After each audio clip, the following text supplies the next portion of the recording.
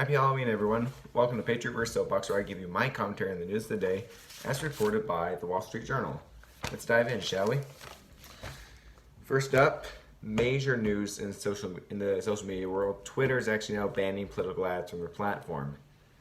It's a bit of a. There's been a lot of debate in Facebook and Twitter's leadership networks about whether or not to keep allowing political ads after the whole Russia paying for ads, blah blah blah blah blah stuff. All that's prompted Twitter to decide to take a stand against political ads, but Facebook has taken the opposite stance. Said no, we're keeping them because it's all about money. I mean, ads rake in a lot of money, so yeah. I think on Twitter's part it's a bit of censorship, but maybe I'm the one who thinks that. I highly doubt that, though. Next up, we have the Reagan Library almost burned down because of California's fires. Luckily, it remained untouched. I mean, the grass outside got a little singed, but luckily it was spared from the fire, thank goodness. Because, it's the Reagan Library. We don't want that to burn down. Then there's this one article entitled, Trump's Tax Cut Could Embolden Democrats. The point made in this is that some of the economic goals promised by Trump's tax cut have not yet materialized, which is mainly because of the trade war. The economy did boom from the Obama crappy era of 1.4% GDP growth per year to 4.1% for a couple years, but now it's kind of dropped to 1.9%-ish. As the trade war is taking its effect. So once Trump gets the trade war sorted out, everything will be back to normal. So it's not the tax cut that's failed, it's that President Trump needs to stop imposing tariffs. So once that's done, then there's really nothing to complain about. Although I'll get more into this later. It says the main thing that Democrats can attack is the reduction in the corporate tax rate from 35% to 21%. But again, more on that later. So California is now also residents are learning to this made that they can't use their electric cars, phones, or computers, or TV, or internet when the power goes out because all of those things require electricity. Well, cars require electricity if they're electric. And it's funny how California taxes gas to, we're much higher than every state, so it's like $5 a gallon now. So to encourage people to use electric cars, and then they order the power to be shut off. You gotta love irony, right? Sorry if you live in California and you're affected by the blackouts, but let's be real. This is ironic and hilarious that California took this policy, and now they're learning just what it does. Maybe California's voters will learn next election and not vote for Democrats. Let's hope, right? Let's hope California doesn't become the third world failed state of California ravaged by rioters. So yeah, but again, turns out you need electricity running so you can maintain your cell phone and internet networks. That's just how science works. There's a full-page ad actually taken out in the Journal today about Boeing apologizing for the whole 737 MAX jet incidents where two jets had some problems. They went down, killed a bunch of people, and this is actually the second such ad I've seen. So Boeing must care a lot, or be trying to show that they care a lot by taking out several full-page ads. Alright, the Department of the Interior, which controls the National Park Service in the United States, has grounded their fleet of drones for the foreseeable future, except in the case of emergency, like finding people, anyone's life in danger, because all of them are built in part or completely by Chinese companies, and part of the trade war issues that China steals our tech and data and uses it for their own advantage. And if you got hundreds of thousands of drones flying all around the country, and someone's tapping into that's potentially hostile, that's not a good setup.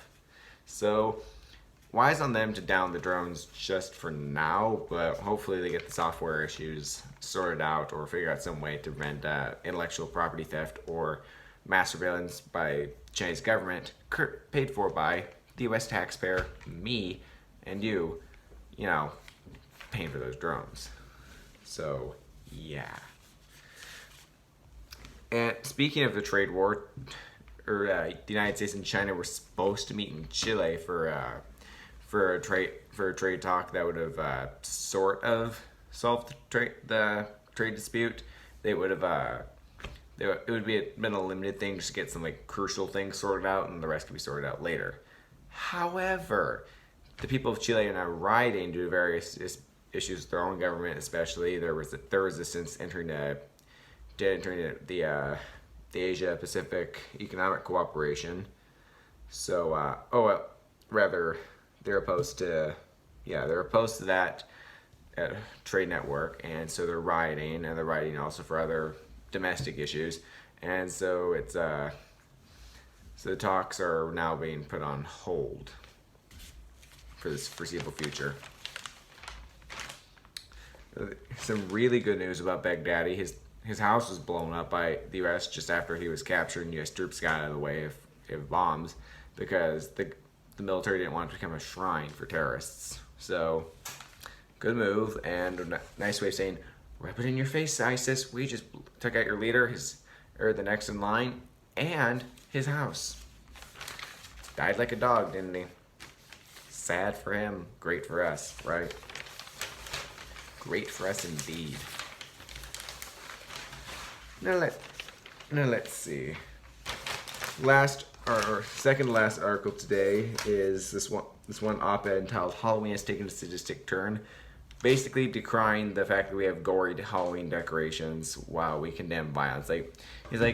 We have dismembered body parts and scary monsters all over our houses. We wonder why the violence rate is so high. We wonder why there's a bunch of school shootings or suicides and stuff like that.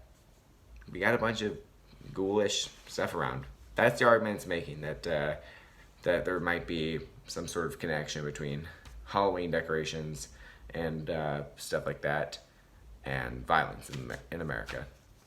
And they said that when he was a kid, he had Halloween, they just dressed up in costumes and trick or treating. Now it's all gory and disgusting, and there's a bunch of horror movies. So, I can see some validity in his argument, but we can't really pin big issues like suicide and mass shootings on one holiday. That seems like a little bit of a stretch, in my opinion.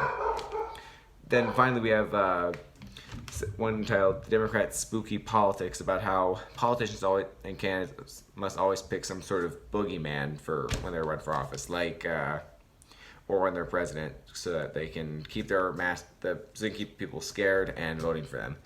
For example, it says JFK had his missile gap, boogeyman, worried about potentially losing the nuclear arms race to the Russians. Obama had the wealthiest as the boogeyman, as if the 1% are somehow evil. And Trump has illegal aliens pouring across the border as his personal boogeyman. But the most recent one for a Democrat candidate running for president is corporations. Now, first I want to explain a little more about why politicians feel they need to keep people afraid. If people aren't afraid of, think about this logically. If people aren't afraid of something, and they like the status quo, then why vote for a new guy, right? I mean, if they're afraid, these politicians are usually bank on being able to scare people into voting for them, like awaken them to some fear, real or imagined, and use it and say hey, I'll stop this from becoming reality. So it usually proves effective.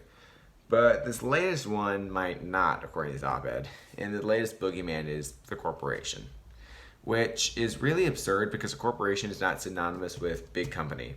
A corporation is actually just it's the maximum legal protection that business owners can get and business executives can get from a potential lawsuit. So with a business like, say, a sole proprietorship, where you run it yourself, if you get sued, you could lose everything, including the business, and every last dime you have if someone wins a lawsuit against you. However, with a corporation, it's a separate legal entity, which is the reason why you're taxed double. You pay corporate tax and you pay income tax on the money you get from the corporation. So while you have to deal with double taxes, you also can't get you yourself cannot be harmed. You could lose the entire corporation in a lawsuit, like all it gone, sold off to pay your debt to the courts and to your victims. But you personally, you get to keep all your money. You keep your house, your car, any collectibles you have, your bank account. You're untouchable. The corporation, however, is not untouchable, which is great because the mistakes of one person, like let's say you work in a restaurant and one guy didn't know he had bubonic plague and he came to work and then a bunch of people got sick and died. That's not your fault at all. So luckily you would be safe, right? But yeah, corporation here, but because most big companies are, like corporation is, they're usually on the larger side, then naturally we've associated corporation with big company, and now the corporation is a demon, according to Elizabeth Warren or Bernie Sanders or their followers. So, as I said before, I talked more about the new corporate tax rate. That's the main thing they're gunning for, like how corporations must pay their fair share, ignoring the fact that 35% tax rate on corporations, especially when you factor in double taxation and all the taxes their employees and executives pay, that's crippling. 21% is almost too high. Maybe drop it down to 15 or, okay, maybe 17%. Seriously though, that's way too much. 35%, it's insane. But it's not just the taxes that make him a bad guy. No. It's also, as Elizabeth Warren says, they have no loyalty to America, American communities, American stakeholders, which is literally everybody.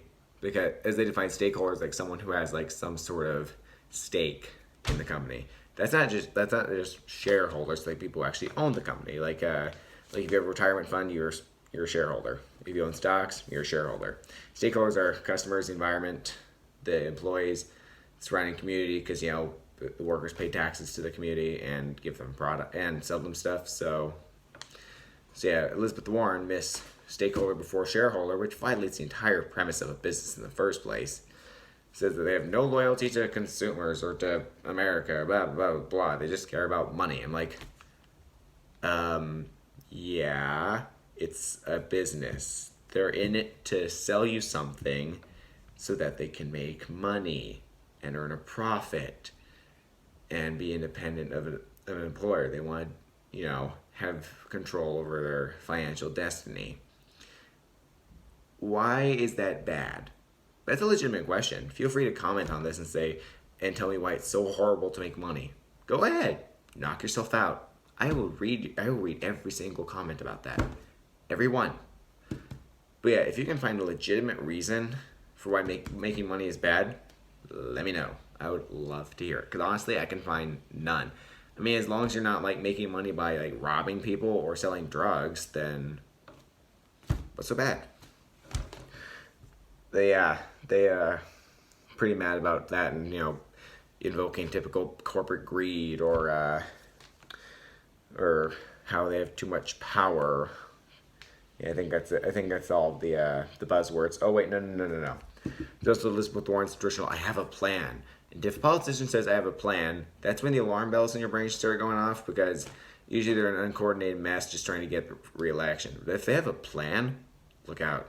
That can sometimes it's good. Sometimes. To some politicians' credit, sometimes the plans are good. But sometimes it's an utter disaster. And that sometimes is most of the time. Especially if it's a bipartisan plan. Because if the Republicans and Democrats are working together on something for once, that's cause for suspicion. Because if it's Congress working on it together, the congressional Republicans and Democrats, it's typically going to benefit them. Just saying. So, yeah. It wraps up by saying that blaming corporations is sort of a break from the traditional pro-union Democratic Party, because, even though they support unions, they still support the private sector. Democrats just in the past just want more worker protections and consumer protections, that kind of stuff, but still very much support the private sector.